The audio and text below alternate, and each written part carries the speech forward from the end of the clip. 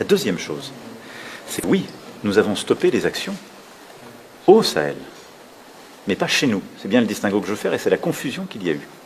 Parce qu'au Sahel, au Burkina, au Mali, au Niger, vous avez des putschistes qui aujourd'hui nous attaquent la culture chez eux et ne nous permettent plus de le faire.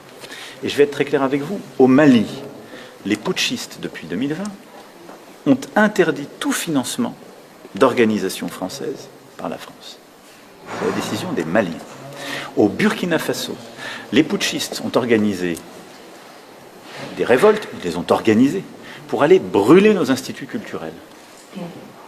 Et donc c'est un devoir de sécurité de réduire là, notre présence et de même stopper nos coopérations, parce qu'ils nous utilisent de manière totalement inappropriée, puisque la France était là pour lutter contre le terrorisme et protéger le peuple burkinabé. Donc ils se sont attaqués aux emprises culturelles, aux artistes, ils ont brûlé des bibliothèques.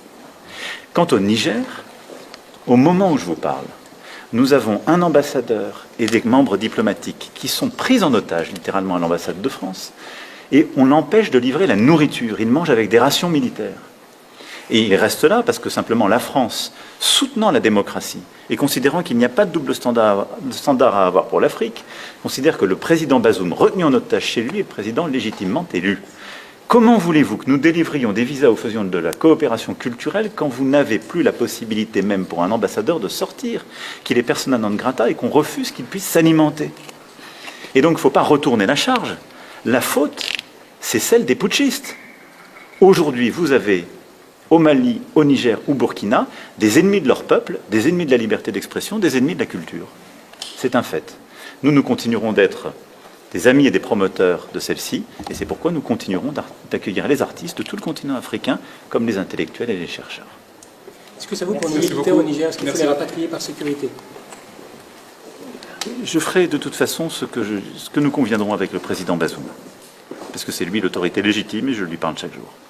Merci beaucoup. Préciser votre pensée sur les visas, parce que vous dites d'un côté, en effet, il ne faut pas stopper cette coopération culturelle, de l'autre, vous dites, dans cette situation, on ne peut pas délivrer des visas. Donc ça veut dire quand même que cette coopération, pour l'instant, non, d'abord, beaucoup des coopérations qui sont lancées, vous avez des artistes qui ont leur visa. Premier point, donc on ne va pas stopper, c'est pour ça que je tiens vraiment à préciser ça. Après, quelqu'un qui voudrait dans 15 jours aller à l'ambassade de France au Niger pour demander un visa, c'est pas qu'on l'interdit, c'est juste qu'on ne peut pas la lui donner, à cause des putschistes, et pour des raisons de sécurité. Voilà, pour être très pratique, mais ce n'est pas entre guillemets, une doctrine.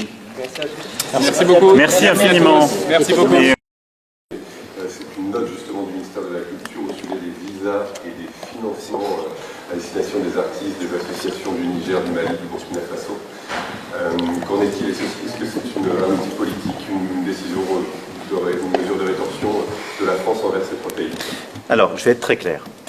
Lorsqu'on dit il n'y aura pas de visa, on annule tous les événements qui seraient faits en France avec des artistes venant du Burkina, du Mali ou du Niger, c'est faux.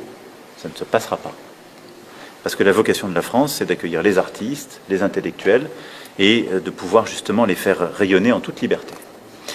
Il se trouve d'ailleurs que dans quelques semaines, nous aurons l'occasion d'accueillir un festival sur lequel je m'étais engagé et que nous avons créé, qui s'appelle Industrie culturelle et créative Africa, et que nous avons préparé. Je vous rappelle que la France aussi, on est un des rares pays au monde à avoir fait ça. On a créé cette saison Africa 2020 qui a permis de faire rayonner à la fois les artistes, mais aussi les innovateurs, etc. du continent africain. Donc, c'est notre vocation. On continuera d'accueillir, évidemment.